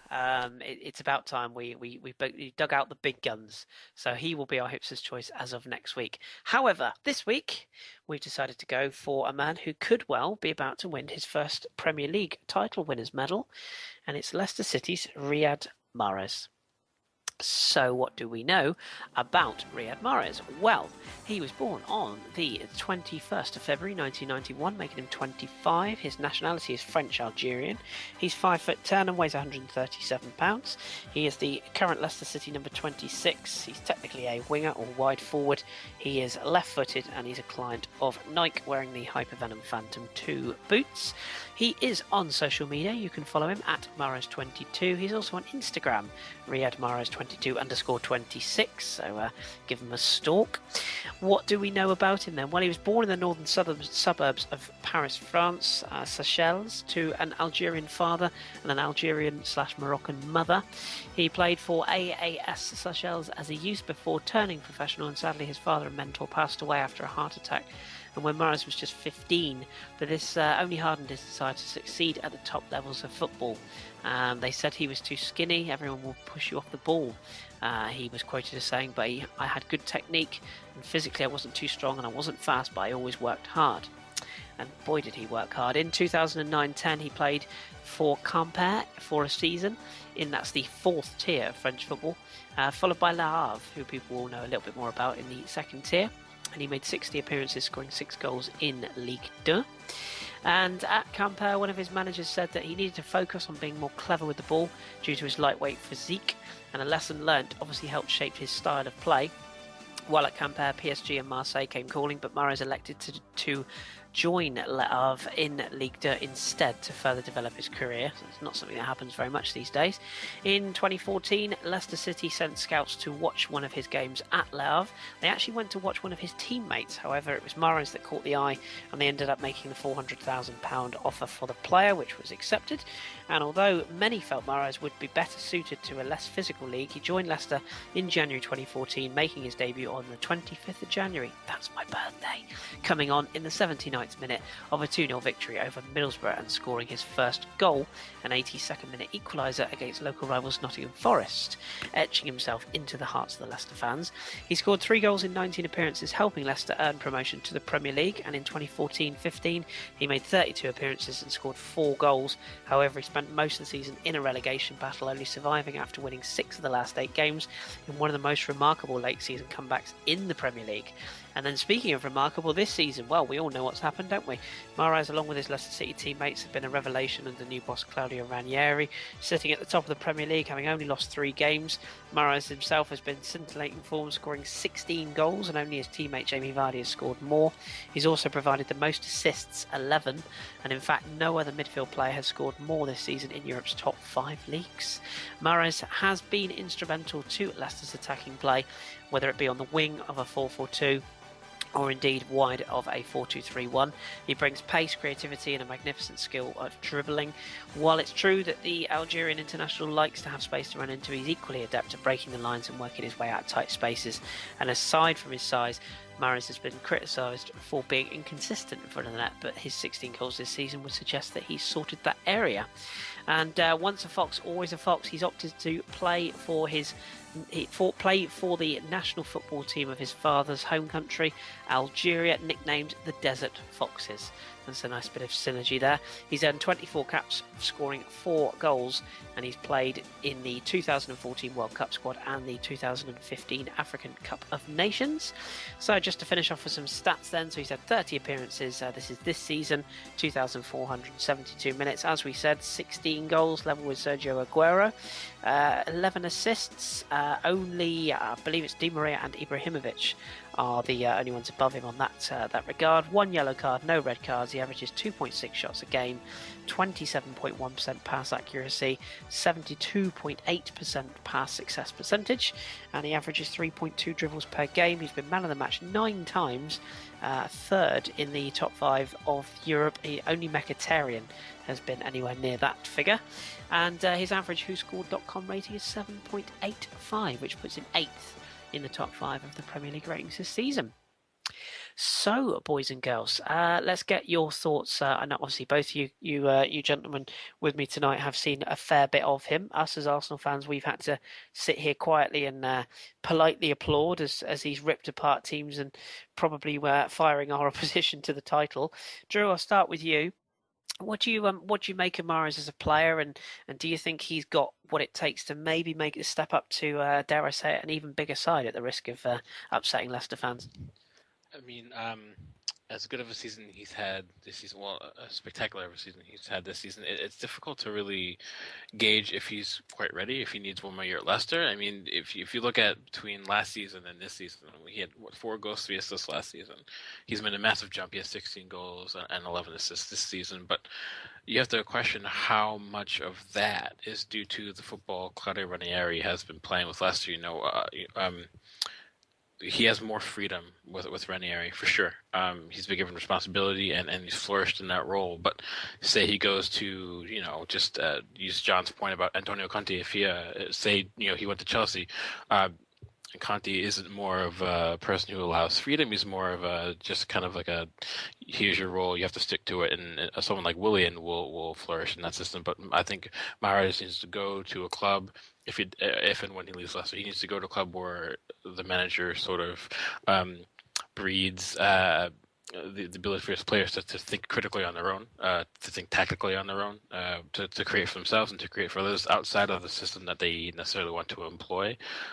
If he's in a system like that, I think he'll flourish no matter where he goes. If he's in a more restrictive role at his next club, I think you'll see a little bit of regression in his numbers. So yeah, but that said, I think he's an excellent player, but I don't think he's the kind of player who can necessarily adapt to a more strict sort of atmosphere for the next club. I think he needs to be able to be free to be as effective as he can be. Absolutely. And John, just asking you from a slightly biased point of view, Arsenal have long wanted a wide forward with goals. Do you think he's of the level that could play for a side of sort of Arsenal's calibre, and particularly in the Champions League? I don't. It's always hard to tell because I haven't seen him play against sort of top European teams, other than those that he's faced in the Premier League, like Arsenal and City and such. And he's played really well against them and outperformed them at times. He's clearly good enough for Arsenal because he's playing in the team and he's one of the best players in the team of a side that's above us. So I don't think there's any argument for his ability in the league. Europe is the question mark, but I think the way things are in football now and the money that you have to sort of take those risks sometimes. Doesn't matter how good a player is. There's very few exceptions in having a sure thing, if you like, when a player moves clubs, even if it's within the same league. You saw that with someone like Torres, who went from probably the best striker in the world to completely useless, moving just from Liverpool to Chelsea, and that's within one league. So I really rate him. I think he's been excellent from a completely unbiased point of view. I hope he continues to perform the way he is. And it's the Algerian national team as well was very exciting. Players around his age, there's lots of them. Goulam at Napoli. You saw a couple of younger ones like Bentaleb at Tottenham, who hasn't been in the side recently, but certainly came through and made an impact when he was playing Gazelle at Lyon as well, who's doing very well right now. So the Algerian sort of, I don't know how much the national FA has an influence on their players, but they seem to breed very technically gifted and exciting players to watch. Slimani and Feghouli, another two that fit into that category. There's so many. You look through the list. I mean, I've got some of the players up here now, and there's some really exciting names on there. So I suppose they'll be exciting to watch in the African Cup of Nations. Yeah. Absolutely. Well, there we go. That's another one into the old Hipsters Choice bank. So do tweet us your thoughts. I have put a little link out with some highlights of Mahrez for this season on our Twitter account. So do give that a watch. And if you like him, give him a follow. That's another one wrapped up this week. And as I say, Dybala up next. It's back-to-back worldies, shall we say. So that's another one done for this week. Let's move on to this week's team of the week.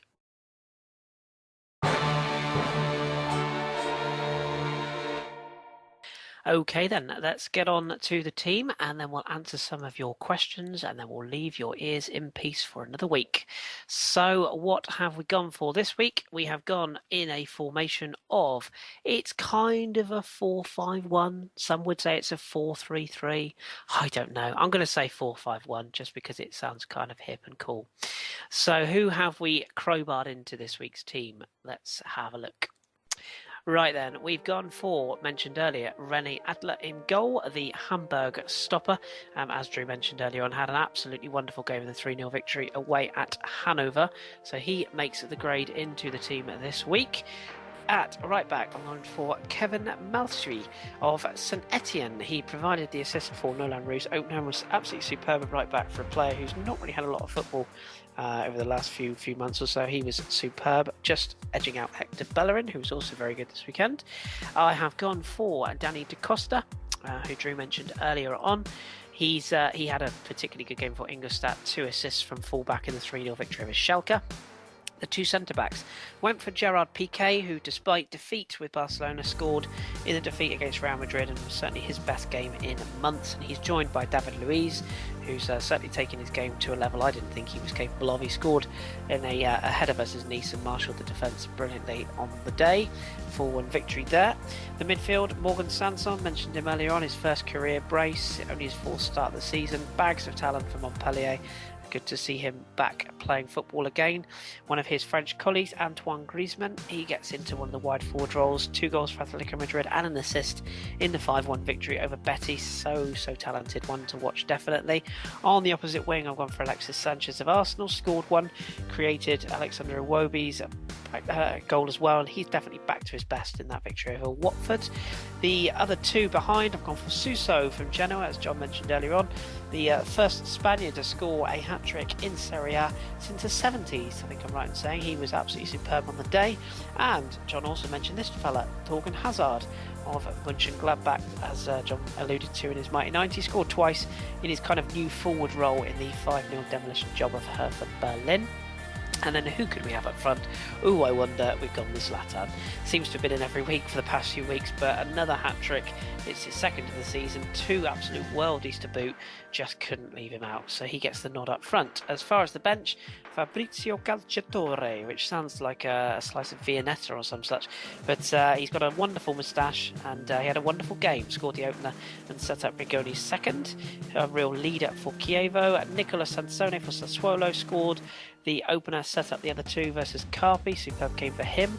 Pablo Di Blasis, the Argentine for Mainz, scored twice versus Augsburg, and a constant menace in the forward areas.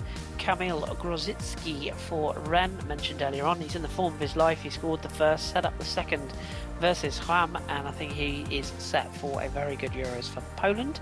Diego Perotti, what a signing he's been for Roma since coming in January. He scored the fourth, but put in a man of the match performance on the day for the victory over Lazio. Superb.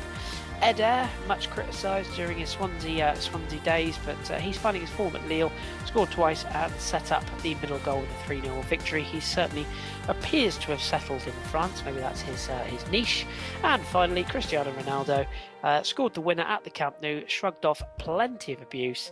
Some like him, some don't like him, but credit where credit is due. So there we go. That's another team of the week out of the way. As usual, that will be posted on our Twitter account, and you can have a look at that to your little hearts of content. Right then, final segment of the podcast, as usual, is your questions answered. It's this week's Onion Bag. Right then, gentlemen, as usual, I'll say the same thing I say every week. It never works, but I'll keep saying it. Let's rattle through as many quickfire answers to these questions as we can.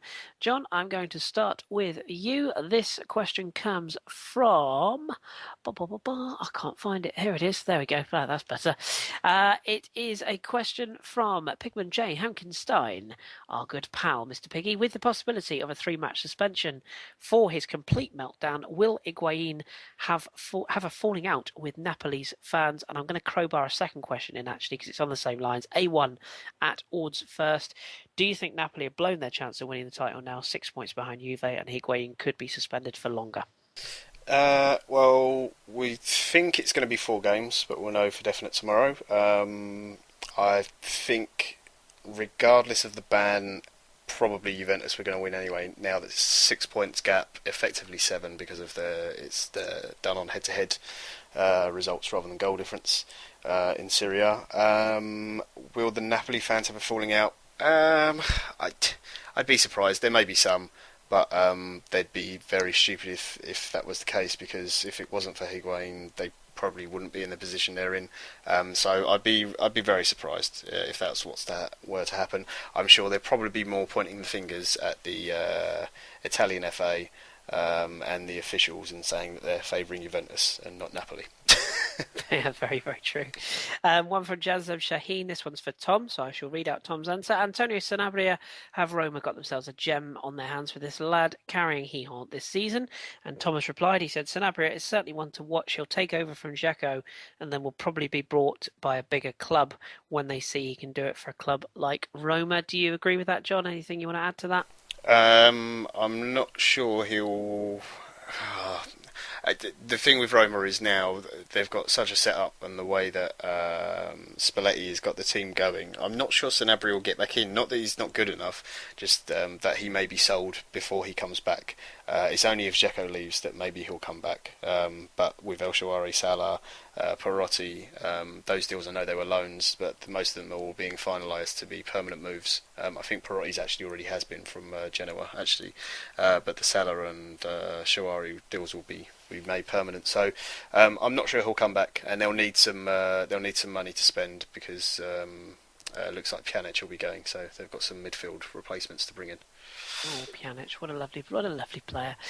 Drew, I know this is a really tough one for you to answer quickly, but do your best. Gunner Outpost, what is it about Mainz that keeps producing good managers? Klopp, Tuchel, the new bloke, he says. Martin Schmidt, basically. Not only do they put complete faith in the managers, the type of managers they sort of target are not just useful when they first come in, but it's managers who are enthusiastic, who they inspire the players, and who command loyalty from the players, but it's loyalty that's earned. And it's one of the scenarios where players end up, excuse the term, falling in love with their coach, it's a friendly way. And then at that point, when you have a bond with your players as a coach, your players are more than likely to leave it all out on the pitch for not just the club, but also the manager as well. And also they're all vocal. Klopp, everyone knows how vocal Klopp was, but Tuchel, you see how vocal he's been for Dortmund, and Martin Schmidt's much the same way. Again, is that enthusiastic sort of drive to lead from the touchline, direct your players, know that you care about them as a coach, as a friend, and in that kind of environment. It not only helps the coaches, but it helps the players as well, and it gives the players confidence. And a lot of people have said it. Mainz players always go out there and they don't fear anybody. You see this other result against Bayern this season. Tuchel got a good result against Bayern in his first year at Mainz. So it's a trend I think they should continue, and it's nice to see. Absolutely, you did very good there. Very good job answering that one. So hard. Another one for Tom here. This one's from Callum at Maitland Niles. Who is to blame for the shambles that is Valencia CF? And Tom says, Jorge Mendes. Valencia is a club which shows what happens when the agent runs the club, buys all the clients for overpriced fees, and turns out that they're not good enough. In terms of blaming Neville, in my opinion, it was like putting someone who'd spoke about model boats their entire life and then chucking them in as captain of the Titanic for its maiden voyage. That's a lovely little turn there, Tom. Very good. But so yeah, that's Tom's view on that one. Let's see if I can find a league question. Shall I? I feel left out here. Here we go. A1 again. With Ibrahimovic, most likely Cavani also leaving, which striker do you think PSG should go for in the summer? That's a really tough question because there's so many. I have a sneaky suspicion that a certain Gonzalo Higuain might be shifting his way to Paris. That is, of course, assuming that the one I've said all along doesn't happen, and that being Cristiano Ronaldo, which I still think is very much on the table. But I have a sneaky feeling that Mr. Higuain might fancy a move to Paris. I know he's very tight with Ezekiel Lavezzi, who, of course, played in Paris for many years. And I think that there's a Southern American connection. Di Maria, of course, another one there. So watch this space. But that's who I would go for. And I wouldn't rule out Alexander Lacazette either, which would make me a little bit sad. Another one for you, John. Danny Roberts 5. Not sure if you guys had this one, but is Alvaro Morata suited to the Premier League? If so, which club would suit him best? Yeah, he's absolutely suited to the Premier League. Suited is a strange term. I think he's good enough for the Premier League. He's good enough for Serie A. He's good enough for La Liga. This season hasn't actually been his best, but what he has done and what he's proved ever since he's been at Juve is that when there's a big game, he'll perform. Drew will tell you from his Champions League performance, the way he basically single-handedly ripped Bayern apart, and then when he was taken off, I think Bayern really decided, it was a sigh of relief, and then they went on to win the game. And I think Allegri sort of shot himself and Juve in the foot when they took off Morata. As for a club, Man City, they only have Aguero. They need a striker. Arsenal are looking for a striker. They need one. Liverpool maybe need a new striker because Benteke certainly isn't, and Sturridge is never fit. There's plenty of clubs in the Premier League that would take him.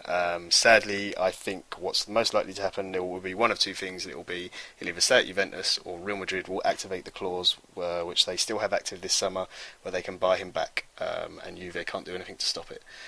So it's whether Real Madrid go back in for him or not. That will be the big thing. Watch this space. Watch this space indeed.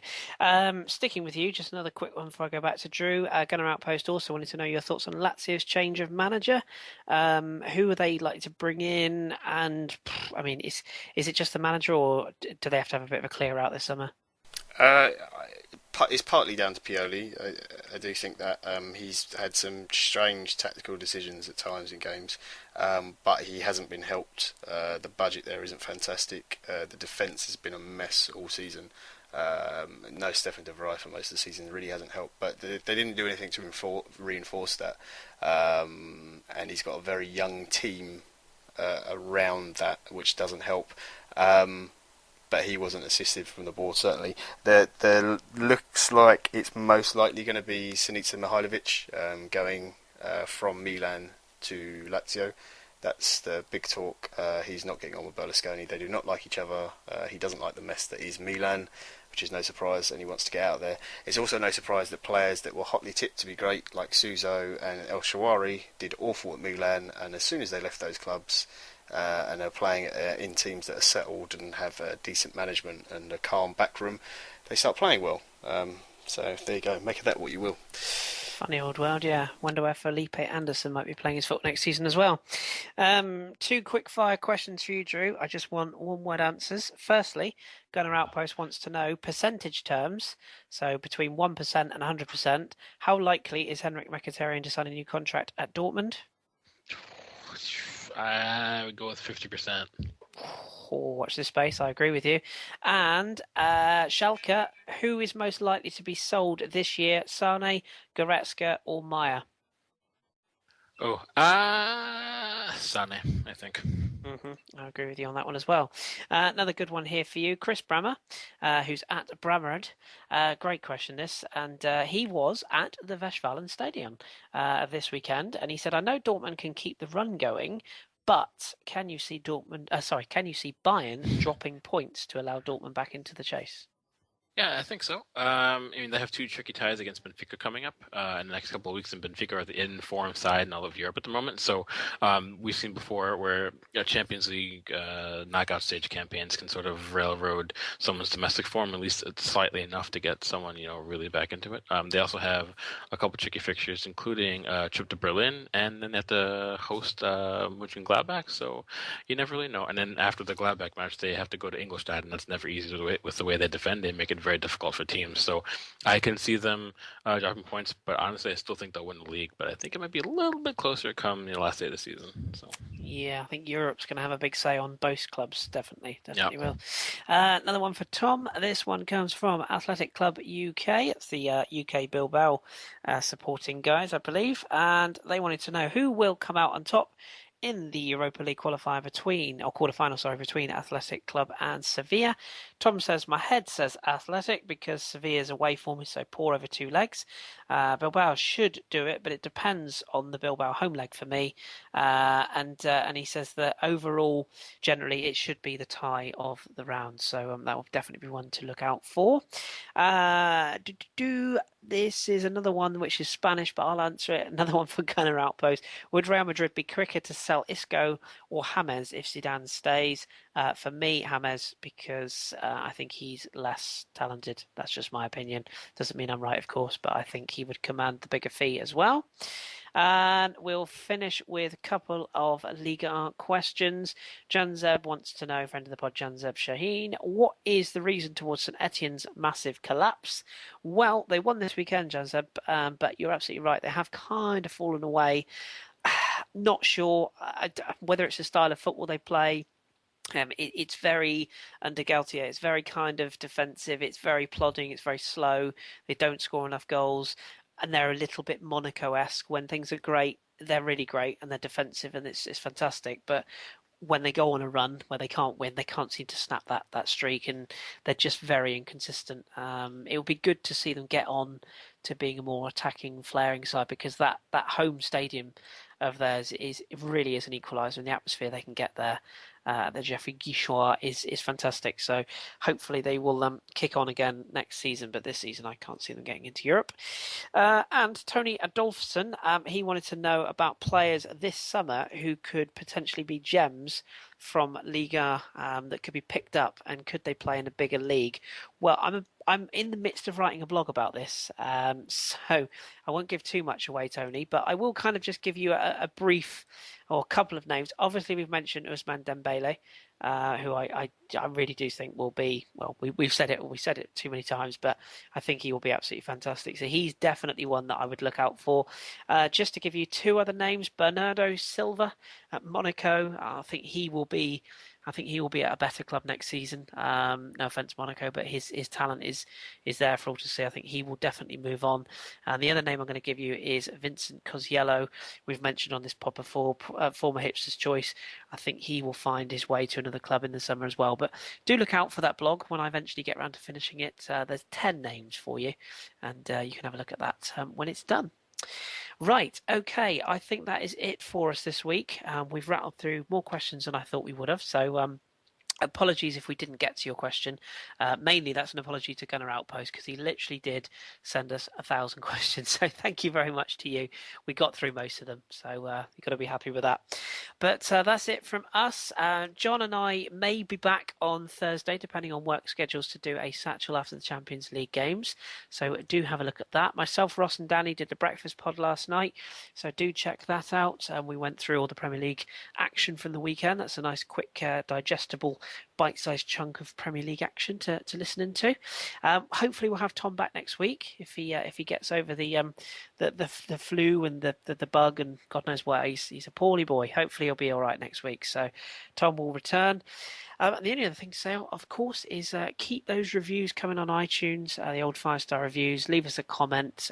Feel free to comment on our YouTube post as well. Your feedback does help the show. So do have your say. It's always beneficial for us to hear from you. So that is it from us. I will just say thank you very much to both Drew and to John. Thank you for your time, gentlemen. Cheers, Chris. Thanks, Drew. Indeed, of course, guys. And we will return, of course, next week. And do speak to us on the satchel. We will announce that if it's going to go ahead in the next couple of days. So keep your beard strong and your glasses trendy. We have been the Football Hipsters, and we will speak to you very soon.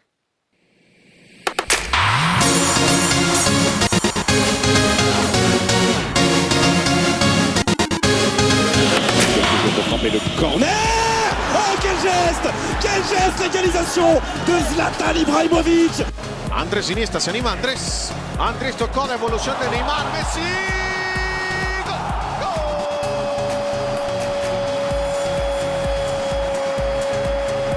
Versucht alles aus sich rauszuholen, verfolgt von Schmelzer. Müller, vorbei an Weidenfeller. Müller, Bayern München ist Pokalsieger. Che può battere Insigne con il destro a giro, Adelante, favoloso, si gonfia la rete, favoloso!